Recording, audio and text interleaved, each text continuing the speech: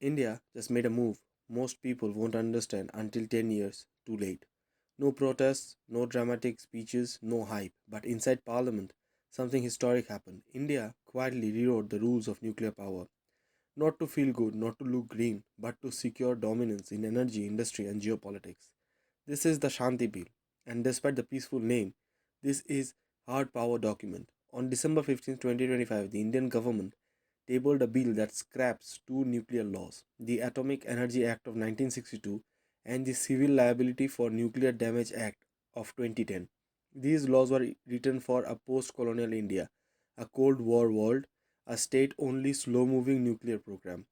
They were never designed for data centers, AI infrastructure, 24 into 7 clean baseload power, private capital at scale. India didn't amend them, India killed them and replaced them with a single consolidated law, the Shanti Bill of 2025. Let's be blunt, India's nuclear sector was structurally crippled. Only two government entities were allowed to own and operate nuclear plants: NPCIL, Bhavini. Private players blocked, foreign investors locked out, insurance a nightmare, liability unlimited, vague, and toxic. Result: India has less than 6 gigawatt of nuclear power in operation. That's embarrassing for a country aiming to be global power. Coal is dirty, solar is intermittent, wind is unreliable. Nuclear was the only answer, but the law wouldn't allow it to scale, so the law had to die. Here's what the new bill actually unlocks: private companies can now apply for licenses to build and operate nuclear facilities, enter joint ventures, transport nuclear fuel, participate in nuclear value chain. But this is critical.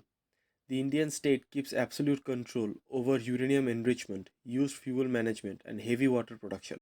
Translation: capital is welcome, sovereignty is not negotiable. This is not privatization, this is controlled participation. Classic Indian statecraft. One reason no serious investor touched Indian nuclear projects, that 2010 liability law. If something went wrong, suppliers could be held indefinitely responsible. No cap, no clarity, no insurer willing to touch it. The Shanti Bill introduces a levised and pragmatic liability framework. That phrase sounds boring because it means insurable risk, bankable projects, predictable exposure. Without this change, no nuclear expansion was possible. This was the real choke point. Now it's gone.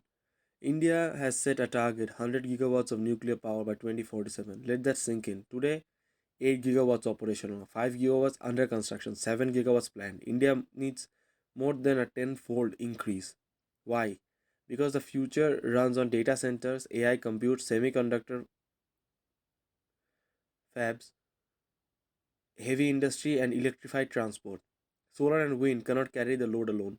Nuclear is the only clean, round the clock solution. The bill is India preparing for that future.